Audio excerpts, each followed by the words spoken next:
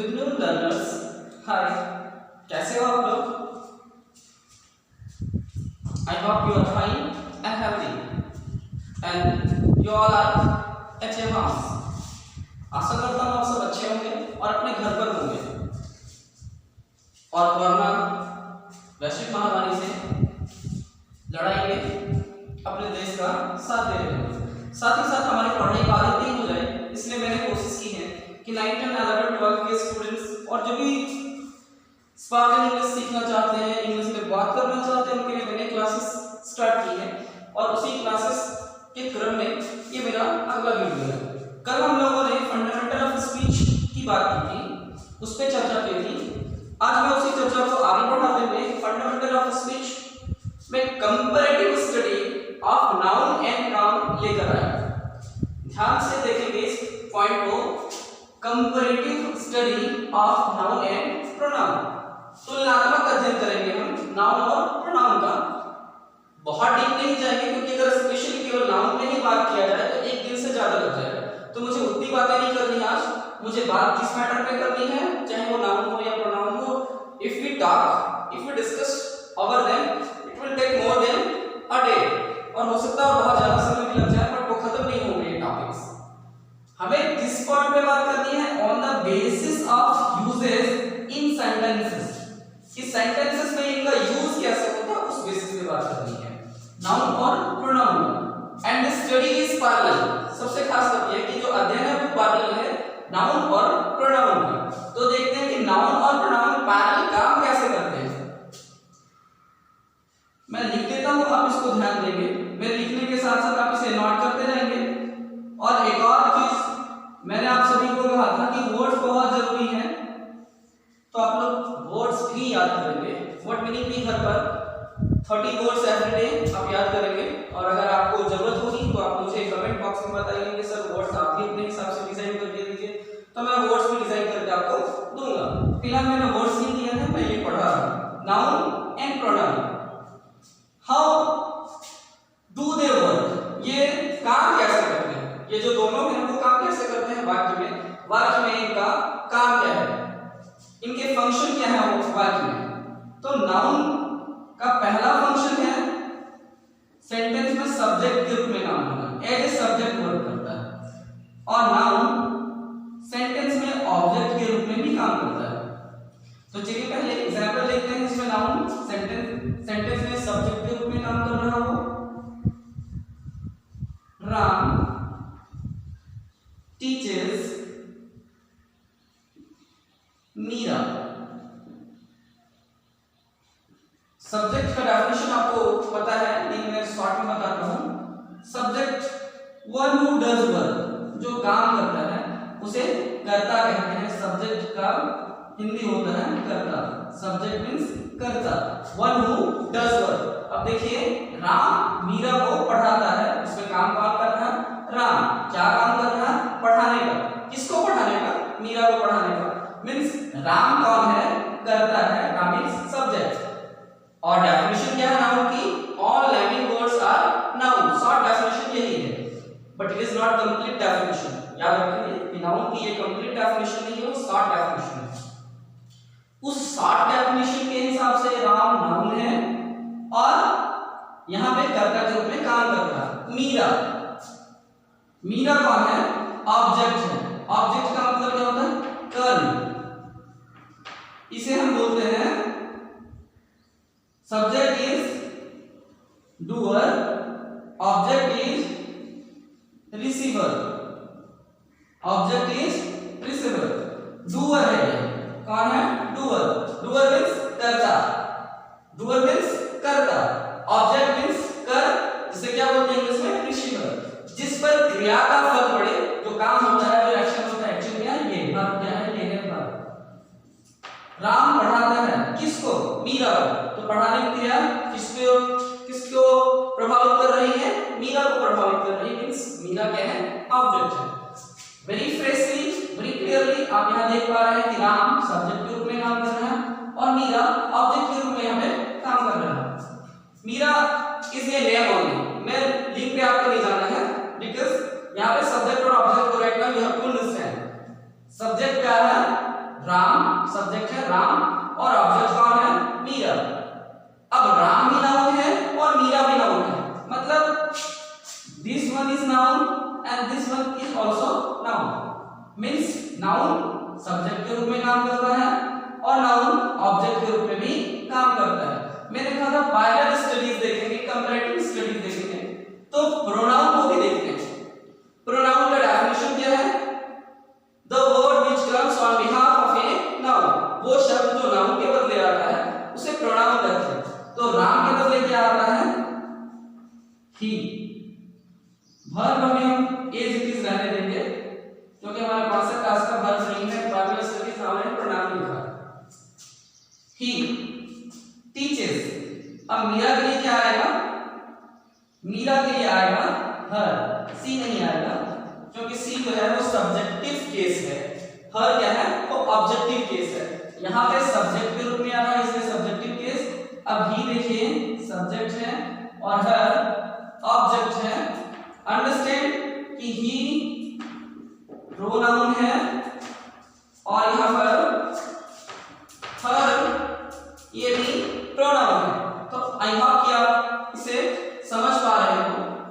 ही pronoun है, हर pronoun है, ही subject के रूप में काम कर रहा है, हर ऑब्जेक्ट के रूप में काम कर रहा है। मींस अब दूसरा पॉइंट हमारा क्लियर हो गया कि प्रोनाउन सब्जेक्ट के रूप में भी काम करता है और ऑब्जेक्ट के रूप में भी काम करता है। क्लियर है? राम और मीरा ये दोनों नाउन हैं जो सब्जेक्ट और ऑब्जेक्ट के रूप में काम कर रहे हैं। ही और हर ये दोनों प्रोनाउन हैं जो सब्जेक्ट और ऑब्जेक्ट के रूप में काम कर रहे हैं। मतलब हमारा पहला पॉइंट जो है वो क्लियर हो गया है। नाउन सब्जेक्ट के रूप में काम करता है और ऑब्जेक्ट के रूप में भी काम करता है। प्रोनाउन सब्जेक्ट के रूप में काम करता है और ऑब्जेक्ट के रूप में भी काम करता है। दूसरा कंपैरेटिव स्टडी देखते हैं हम लोग। नाउन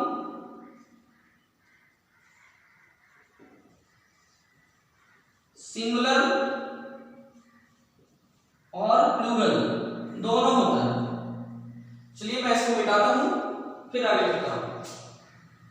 आपने इसे देख लिया होगा, नोट बनाते जाएंगे आप लोग साथ साथ,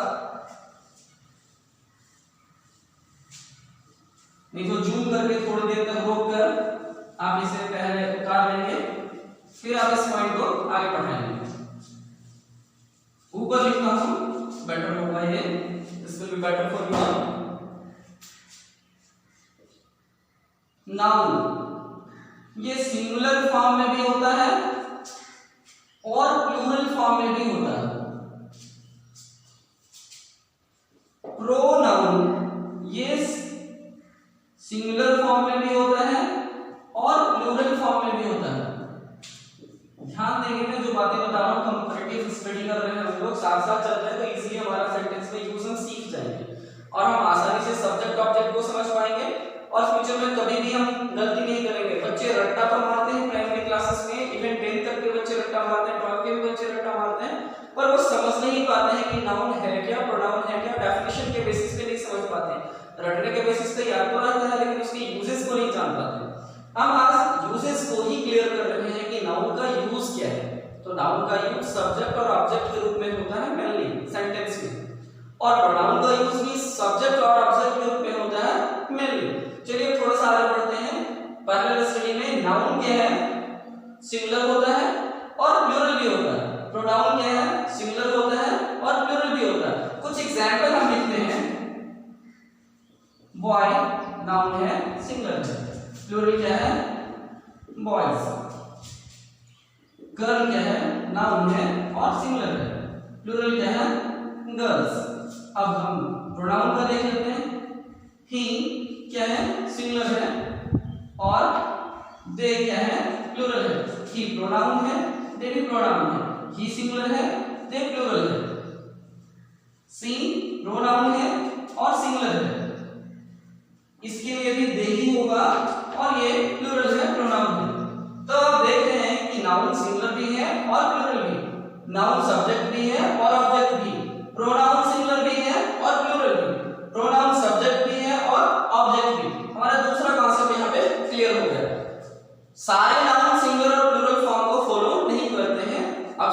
नाउन का हम लोग प्लूरल नहीं बना सकते हैं, प्रॉपर नाउन का हम लोग प्लूरल नहीं बना सकते हैं, किसी के नाम का प्लूरल नहीं बना सकते हैं, तो कॉमन नाउन का प्लूरल बना सकते हैं। और 5 संज्ञा होती है, चलिए थोड़ा सा उसमें हम लोग देख लेते हैं क्या क्या होता है, लेकिन आज I don't think it is necessary. Common noun, proper noun, abstract noun, collective noun and material noun. तो हम किसका किसका प्लूरल बना सकते हैं, आप खुद डिसाइड कर लो। स्पेशली जब प्लूरल बनाने की बात आती है तो कॉमन नाउन की आती है और कलेक्टिव नाउन की आती है। आप एब्स्ट्रैक्ट का नहीं बना सकते। ओके, जिनको अनकाउंटेबल में रखते हैं उनको हम प्लूरल नहीं बना सकते। हम प्लूरल किसको बना सकते हैं, जिसे काउंटेबल में रखते हैं। आज बहुत ज्यादा कॉन्सेप्ट को हमें नंबर करना नहीं है। हमारा दो कॉन्सेप्ट यहाँ पे बिल्कुल क्लियर हो गया, singular plural and subject object. कल थोड़ा सा मैंने एक और कॉन्सेप्ट को कवर किया था, बिल्कुल स्लाइड कवर किया था। आपने वीडियो को ठीक से देखा होगा तो आपको वो याद होगा कि मैंने लिखा था कि वर्ब्स भी सब्जेक्ट के रूप में काम कर सकते हैं और एडजेक्टिव्स भी सब्जेक्ट के रूप में काम करते हैं। तो थोड़ा सा इसको भी आप लोग देख लो। प्ले ये वर्ब है, जो मैं वर्ब कॉन्सेप्ट पे नहीं जा रहा, मैं नाउन कॉन्सेप्ट पे ही हूं। आप बोलोगे सर आप भी नाउन पढ़ा रहे थे प्रोनाउन और आप वर्ब में जंप कर रहे हैं। नहीं, मैं बस उस कॉन्सेप्ट को क्लियर कर रहा हूं जिस कॉन्सेप्ट को कल मैंने लिखा था कि वर्ब्स नाउन के रूप में यूज होते हैं कब, जेरेंड बनते हैं तब। जब ये मेन वर्ब के रूप में नहीं रहेगा, जब ये जेरेंड बन जाएगा, जैसे प्लेइंग। अब हम चलिए इसका जेरेंड फॉर्म में यूज करते हैं। Playing is good for health. खेलना स्वास्थ्य के लिए अच्छा है। यहाँ पे खेलना क्या है, यहाँ पर खेलना जो है वो जेरेंड है। स्पेलिंग लिख लेंगे आप लोग, GERUND, जेरेंड, GERUND, जेरेंड आप लोग लिख लेंगे जेरेंड।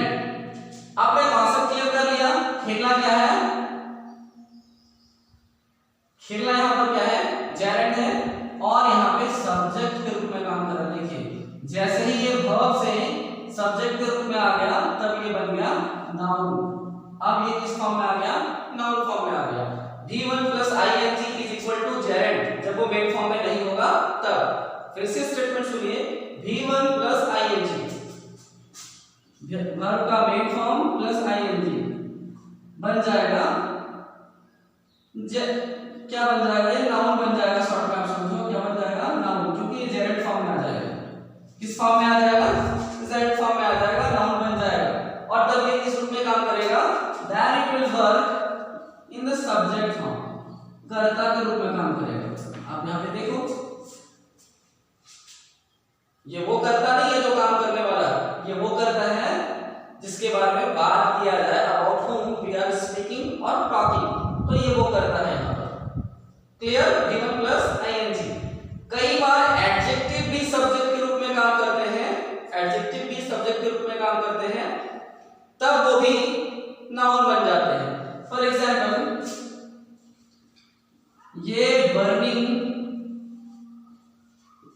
Topic is COVID-19।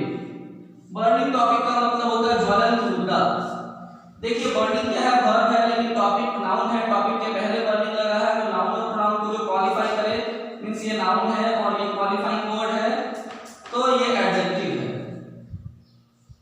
अब आप देख पा रहे हैं कि एडजेक्टिव अगर नाउन के पहले आ गया, दोनों मिलकर क्या बना दिए, सब्जेक्ट बन गया।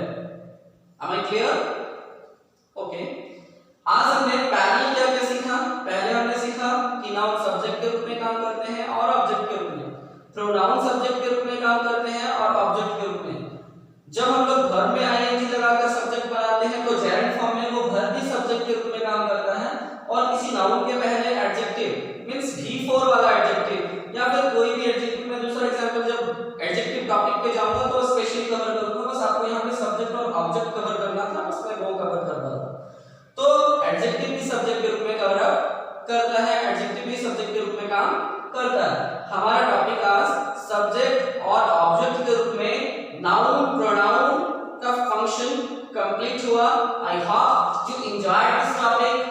Share this video to your friends so that they can also learn English, they can also speak English